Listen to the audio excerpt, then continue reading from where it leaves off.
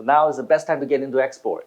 If you're already exporting, now it's time to look at how to expand your markets. If you're thinking about exporting, now it's time to think about how to get ready. Maybe get the certifications that you need to export. Look at how you can find customers. Always look at how you find customers first. Of all the things you have to do to export, the most difficult part in international export is finding customers. In fact, any business. If you can find customers, you'll solve all other problems.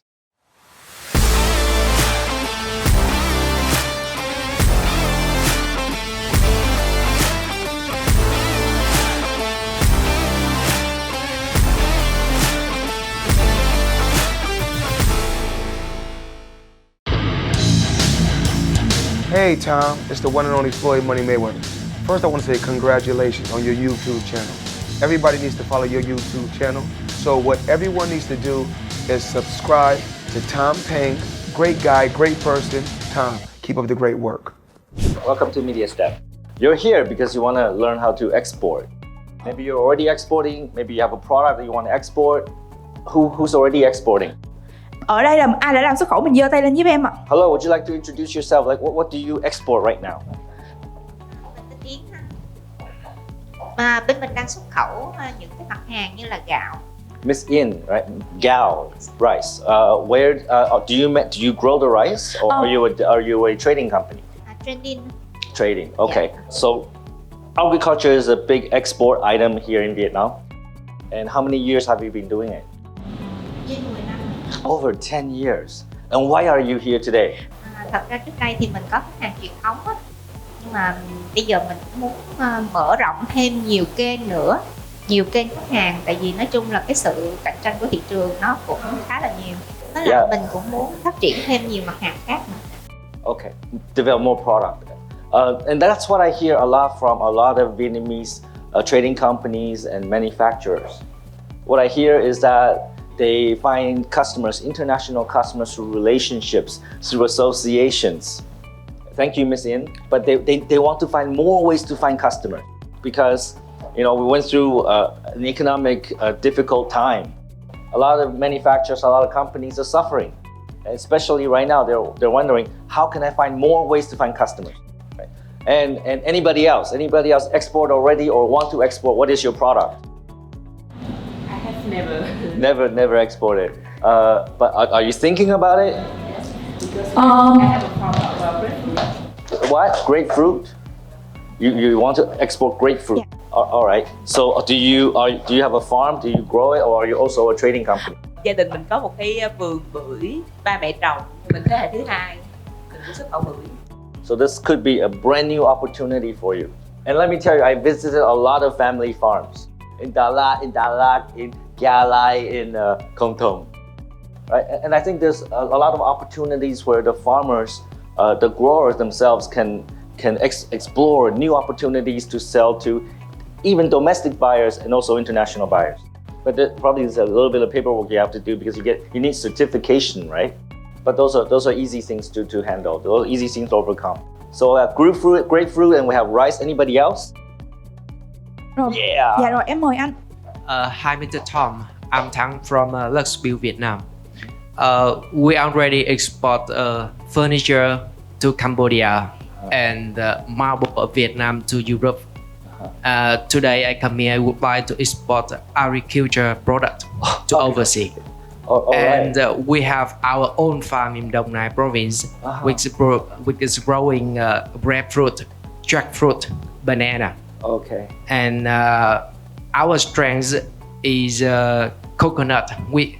My partner is in Peng province. His farm is growing dragon fruit and also coconut. Okay. So we can export coconut and dragon fruit. Okay, that's wonderful. What country do you want to export to? Currently, we only export to China. We count it border trade. Yes. And we move it by truck. Yeah. But the transportation is very high. Yes. So now I want to find a commercial way to export by sea to selling cost. I understand. That's why I come here. Okay. Oh, that's great. Thank you, Mr. Thang. Mr. Tan Thank want to export again agriculture products from Dao Nai. So coconut, is that like the regular coconut or the yuisa? It's a diamond shape. We cut it at a diamond shape coconut. Diamond shape, you know that one? Or like already like processed. Yeah, correct. Like, okay, I see. Okay, it's for drinking, right?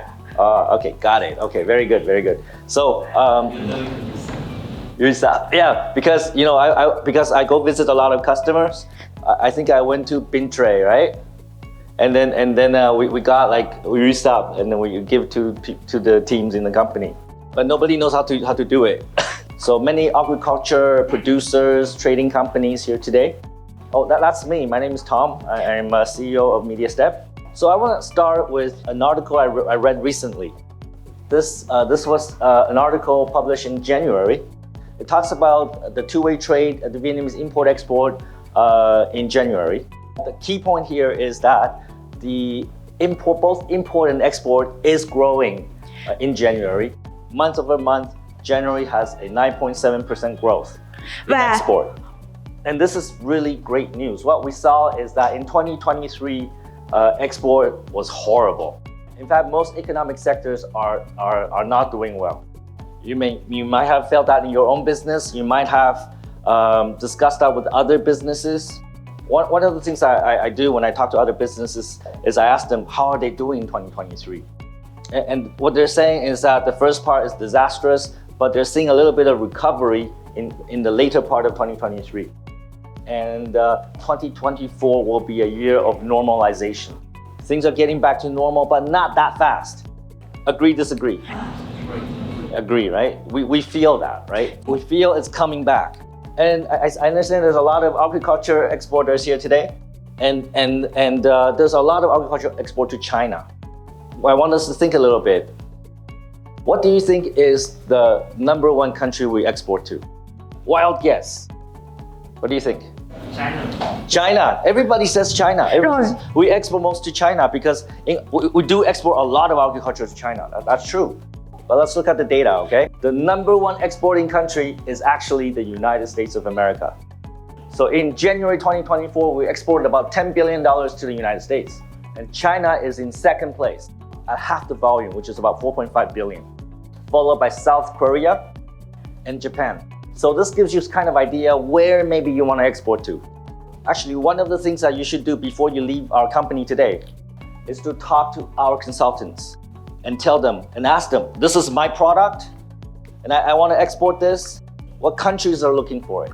Like who's looking for it and how many people are looking for it? And the one thing we have is big data. We can tell you. So for example, I was consulting a customer yesterday. Also, they're sort of in agriculture. They make dried vegetables and fruit. The business is 100% export. They don't even sell in Vietnam. And the product is really good. I didn't bring it today.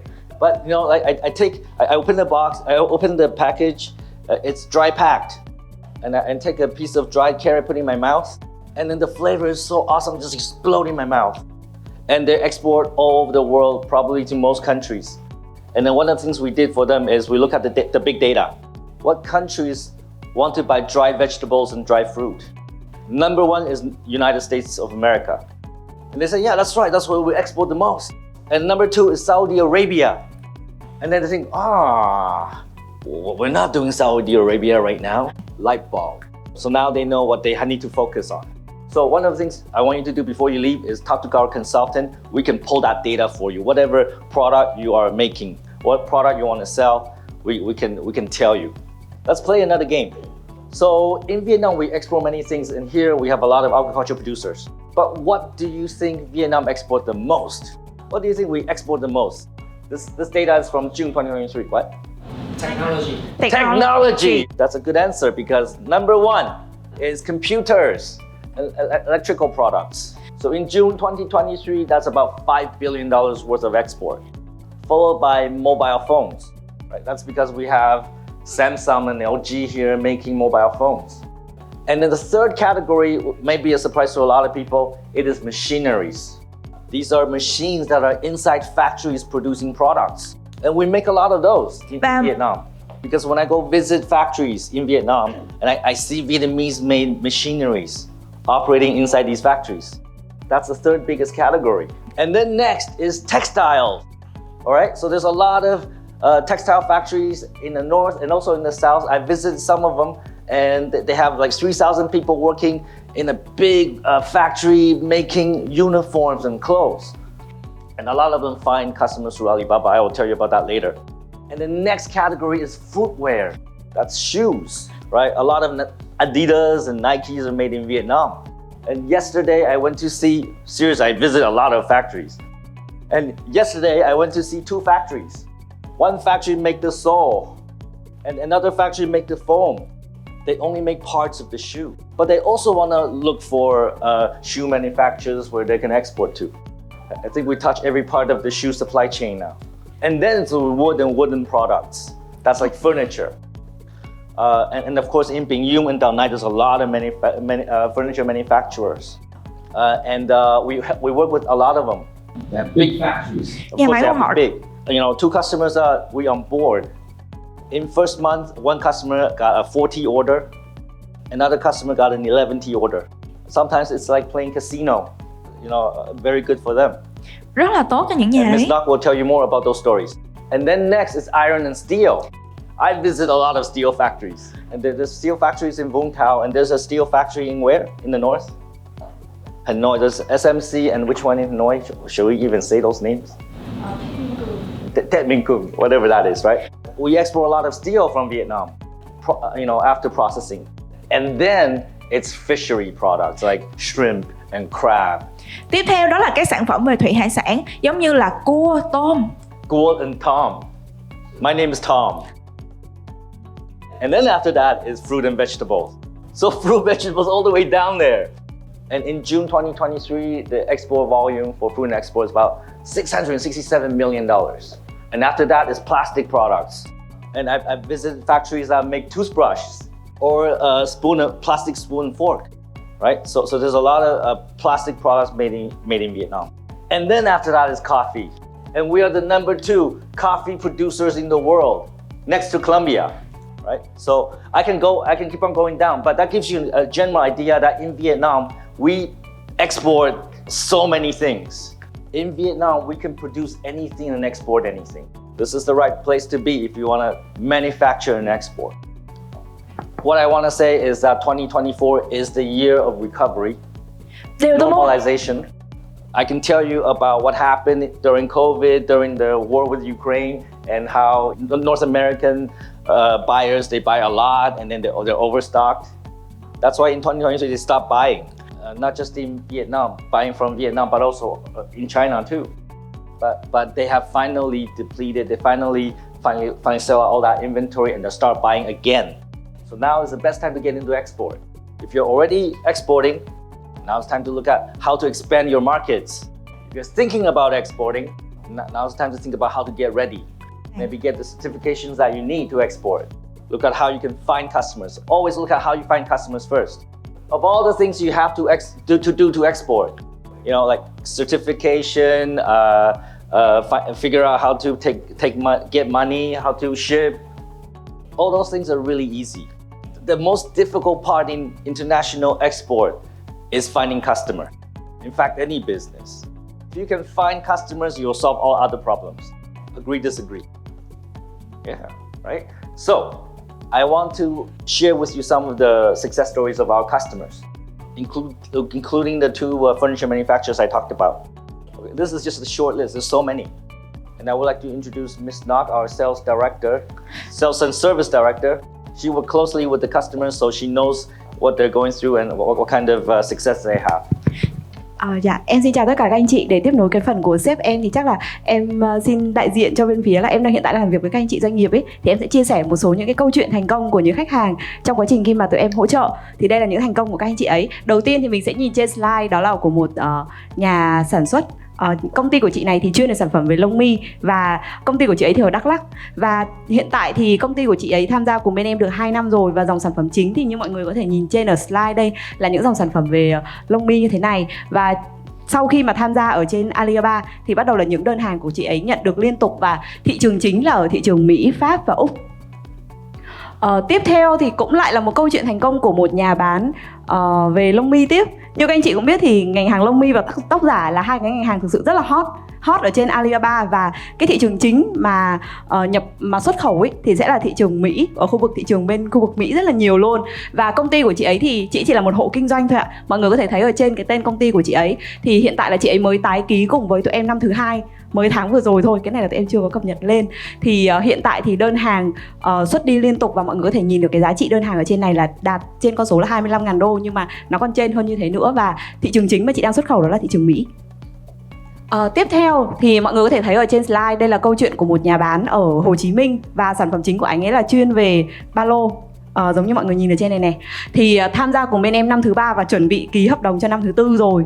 Thì hiện tại thì cái giá trị đơn hàng của họ đã lên đến con số như mọi người đang nhìn ở trên, và những đơn hàng nhỏ thì họ không đếm được. Và đây là một cái câu chuyện mà trong một lần khi mà bên doanh nghiệp của anh ghé qua bên công ty của bên em để bắt đầu trao đổi về các chiến dịch về chạy quảng cáo để làm sao tiếp cận được nhiều khách hàng hơn, thì tụi em mới hỏi về những cái đơn hàng. Thì bắt đầu là anh chủ doanh nghiệp anh mới chia sẻ với tụi em về những đơn hàng như thế này.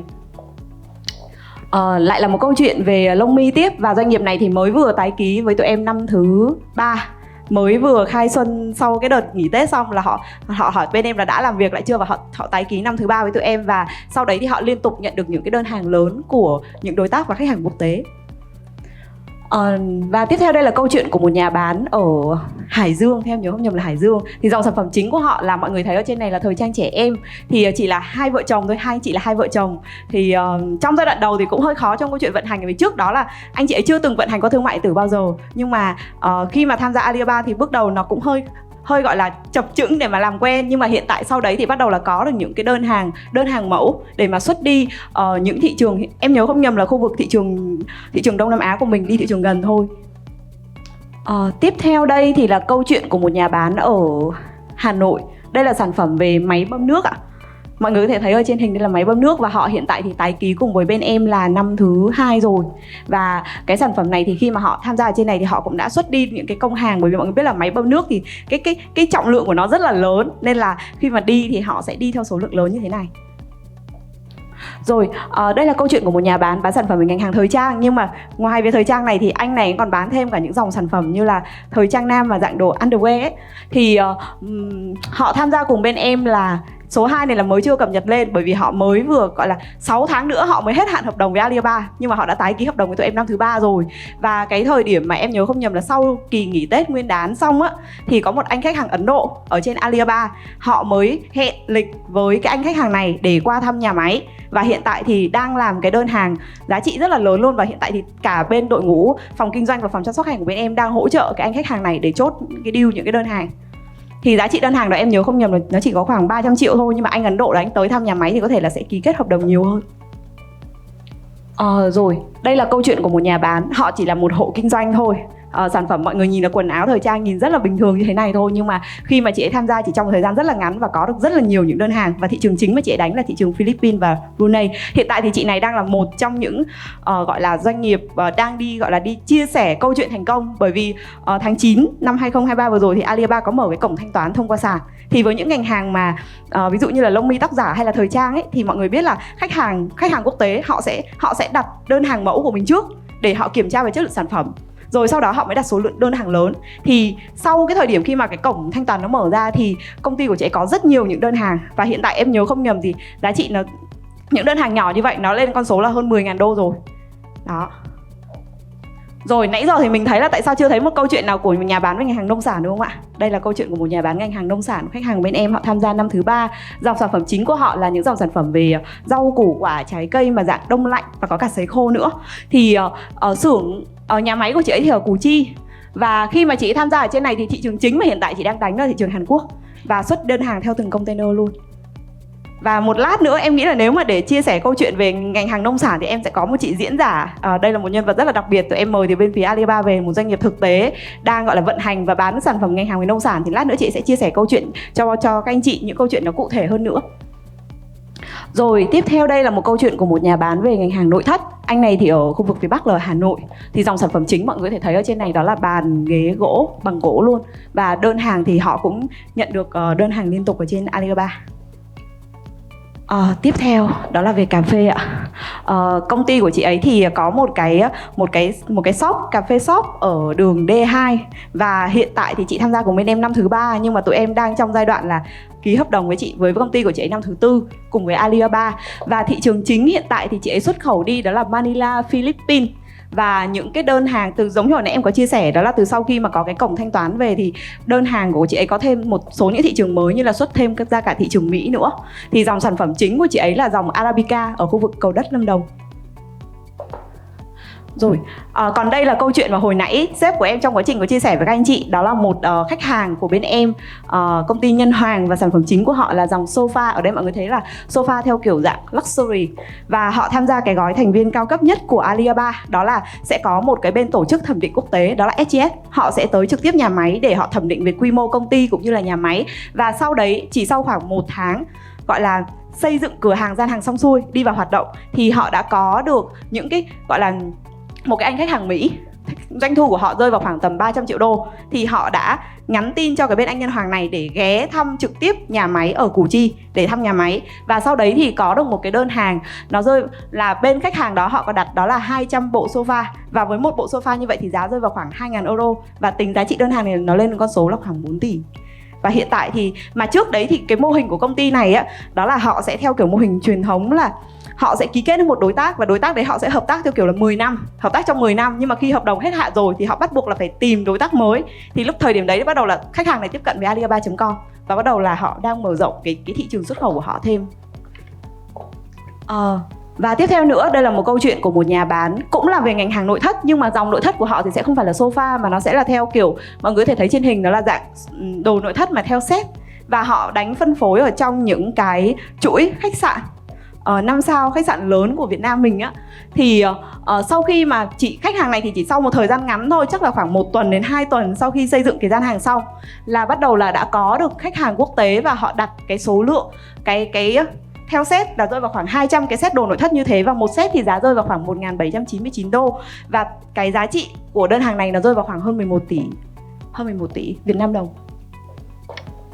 Còn đây là câu chuyện của một nhà bán, hồi nãy sếp em có đề cập luôn trong cái phần chia sẻ với các anh chị. Đó là một khách hàng ở Hải Phòng, và họ bán chuyên cái dòng sản phẩm về đồ đồng phục với lại đồ bảo hộ và y tế.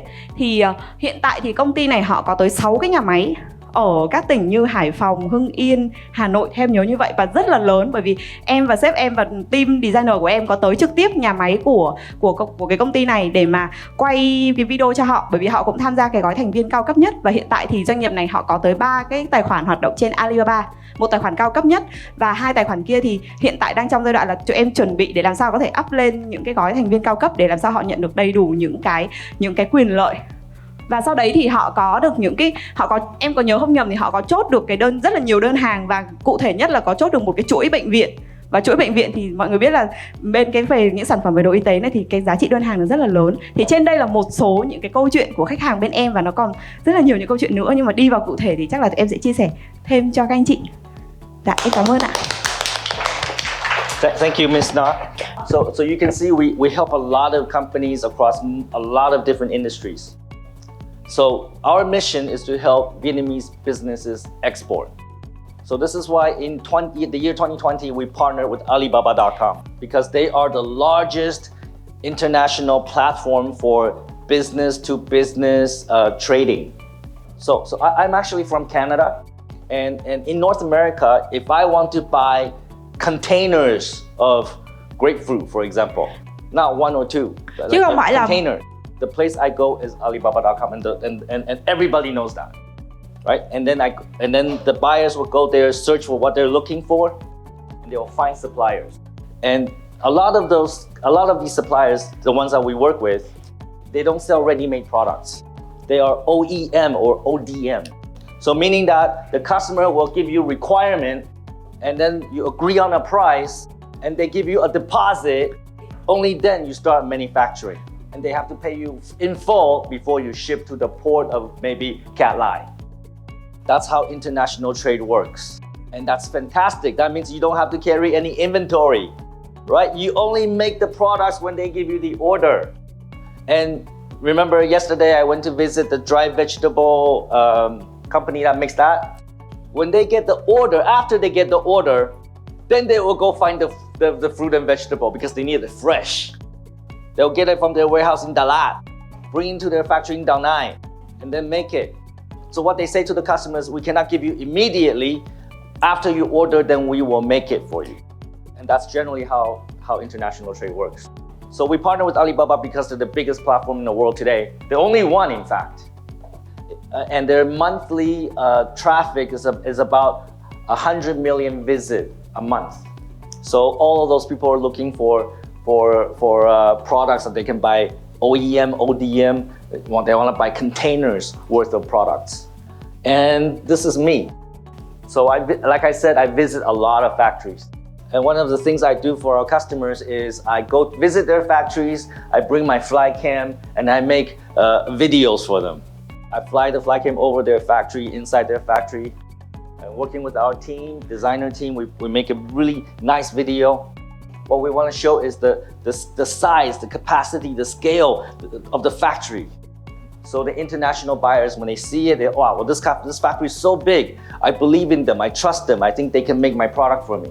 So they contact you and they tell you a requirement and maybe place a sample order. Maybe they come to Vietnam and visit you and see the factory for themselves. That will be a great start of a wonderful relationship. Okay, I wish I can do that for you. I want to go to Da Nang and film your farm or your grapefruit farm. Alibaba is one of the products that we offer here because they're our partner, right? And we believe in Alibaba. It can do great for you, but that's not the only thing we can do. So when international buyers, they want to buy something, maybe containers full of grapefruit from Vietnam, they can go to Alibaba. Generally, they do, right? What else can they do? What else do they do to find suppliers? Anyone?